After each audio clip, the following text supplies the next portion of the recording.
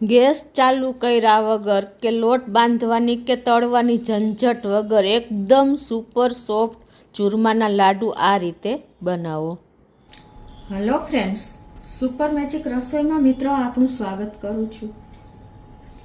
આજે હું આપણે ગેસ ચાલુ કર્યા વગર ચૂરમાના લાડુની રેસીપી તમારી સાથે શેર કરું છું. એ પણ આપણે લોટ બાંધવાની કે તળવાની તો ઝંઝટ જ નથી. તો ચોક્કસ તમને આ નવાઈ લાગશે. ગમે તો લાઈક કરજો, શેર કરજો અને નવા મિત્રો સબસ્ક્રાઇબ કરવાનું તો બિલકુલ ના ભૂલતા. બાજુમાં રહેલ બેલ આઇકનને પણ પ્રેસ કરી દેજો, જેથી કરીને લેટેસ્ટ વિડીયોની માહિતી તમને ડેઈલી મળતી રહે. તો હવે ઇન્ગ્રેડિયન્ટમાં આપણે પહેલાં તો હું અત્યારે સાકર જ ઓલરેડી વાપરું છું, ગાંગડા સાકર. એની મેં આ રીતે ક્રમ્બલ કરી લીધું હોય છે. તો એક વાટકી અત્યારે હું સાકર લઉં છું. આવી રીતે કચરે ખાંડેલી છે. એને આપણે મિક્સર જારમાં ફાઇન પાવડર તૈયાર કરી લઈએ. કોઈ પણ તમને કંટાળો નહીં આવે અને ઇન્સ્ટન્ટ જો તમને મીઠાઈ ખાવાનું મન થયું ને તો તમે તરત જ બાળકોને કે વડીલોને હેલ્ધી મીઠાઈ ખવડાવી શકશો. હવે 2 એલચીનો મેં પાવડર કચરો છે એ પણ આમાં જ નાખી દઉં છું, એટલે સરસ પાવડર તૈયાર થઈ જાય સાથે સાથે. અને ફાઇન આપણે પાવડર તૈયાર કરી લઈએ. તો આ રીતે જો આપણે એકદમ સરસ ફાઇન પાવડર તૈયાર કરી લીધો છે. હવે એને આપણે એક વાટકીમાં લઈ લેશું.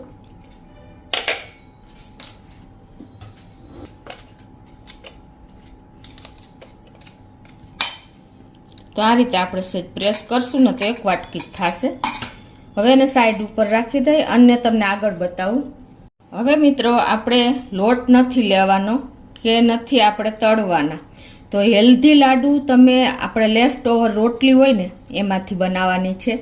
કેમ કે ઘણી વખત આપણે રોટલીને રોટલી વઘારીને કે મસાલાવાળી કરીને કંટાળો આવે છે. ત્યારે તમે ઇન્સ્ટન્ટ સ્વીટ કરીને આપશો ને બાળકોને તો ખ્યાલ પણ નહીં આવે કે આટલા સરસ લાડુ બને છે. અને આ લાડુ ખાધા પછી તમે તળીને લાડુ બનાવતા જ ભૂલી જશો. એટલા સરસ હેલ્ધી પ્લસ ટેસ્ટી લાડુ બને છે. તો અત્યારે મેં 3 રોટલી લીધી છે. તો એના નાના નાના બાઇટ્સ આપણે કરી લેશું આ રીતે જ. એટલે પછી આગળ આપણે એનું ક્રમ્બલ કરશું. મિત્રો આ લાડુ તમને ખ્યાલ જ નહીં આવે અને ટેસ્ટી તો બનશે જ, હેલ્ધી બનશે અને તમને કાંઈ ટાઈમ પણ નહીં લાગે. 10 જ મિનિટ ન ગયો તો પણ ચાલે. 5 જ મિનિટમાં આ લાડુ તૈયાર તમારા થઈ જશે. તો જો આવી રીતે આપણે નાના નાના પીસમાં સમારી લીધા છે. તમારે વધારે રોટલી હોય તો વધારે તમે બનાવી શકો, એ પ્રમાણે ક્વોન્ટિટી તમારે લેવાની છે. હવે આને આપણે મિક્સર જારમાં જ ક્રમ્બલ એટલે કે ભૂકો કરી લેશું.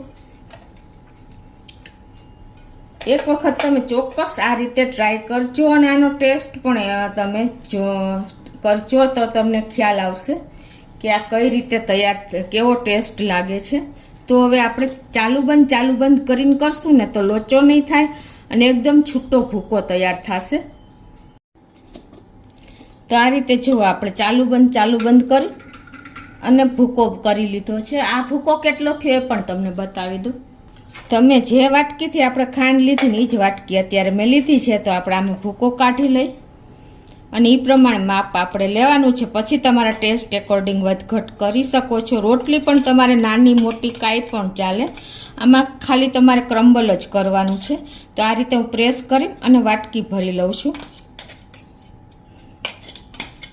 મેં પ્રેસ કરીને અને જો આ વાટકી ભરી લીધી છે. હવે આપણે શું કરવાનું છે કે મેં અડધી વાટકી જેટલું ઘી લીધું છે. આપણે જો એ પ્રમાણે નાખશું. ફક્ત 2 ચમચી જ ઘી જોશે, કેમ કે આપણી રોટલી પણ ઘી લગાવેલી હોય છે.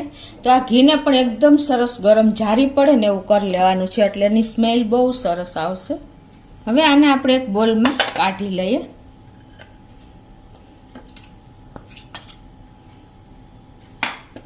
અને આપણે આમાં અડધી વાટકી જેવી ખાંડ નાખી દેશું. આપણે જે આ ભૂકો પાવડર બનાવ્યો ને એને એ જ નાખશું. તમે આપણે વધઘટ કરી જ શકો છો, જે ટેસ્ટ હોય એ પ્રમાણે.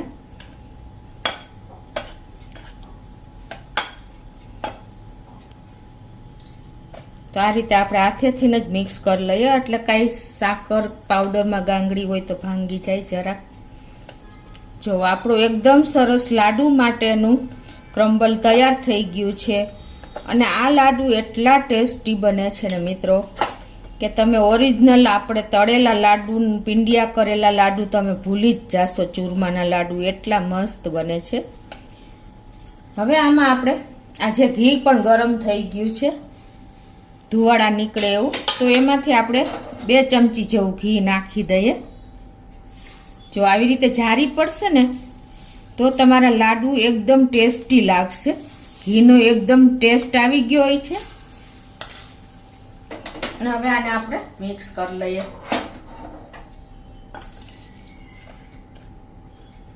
બે ચમચી ઘીમાં તમારા લાડુ તૈયાર થઈ જશે અને તમને ખ્યાલ પણ નહીં આવે. આમાંથી આપણે લાડુ વારી લઈએ.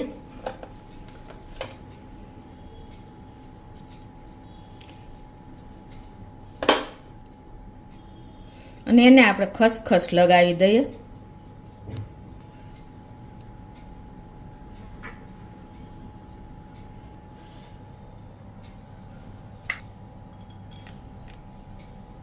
તો આ રીતે જો આપણે અત્યારે મેં મોટી સાઈઝની રોટલી હતી, 3 રોટલી હતી, તો આપણે એ પ્રમાણે લાડુને 4 લાડુ થશે ટોટલી.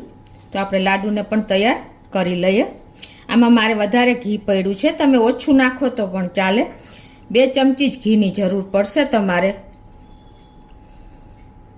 જો આપણે લાડુ તૈયાર કરી લીધા છે. ઉપરાંત કે અંદર તમે કાજુ, પિસ્તા, બદામ પણ નાખી શકો છો. અને આ રીતે જો આપણા લાડુ પણ તૈયાર થઈ ગયા છે. એકદમ કોઈ ટાઈમ નથી લાગ્યો, નથી ગેસ ચાલુ કર્યો, આપણે કોઈ પણ જાતની ઝંઝટ વગર આપણા ઇન્સ્ટન્ટ લાડુ રેડી છે મિત્રો. તો આ લાડુ બનાવવામાં ટાઈમ નહીં લાગે કે હેલ્ધી લાડુ તૈયાર થઈ જશે અને નાના મોટા સૌને ભાવશે. અને મિત્રો જો લાડવા પણ એકદમ સુપર સોફ્ટ બન્યા છે, તમને ખ્યાલ પણ નહીં આવે. જો છે ને કણીવાળા એકદમ.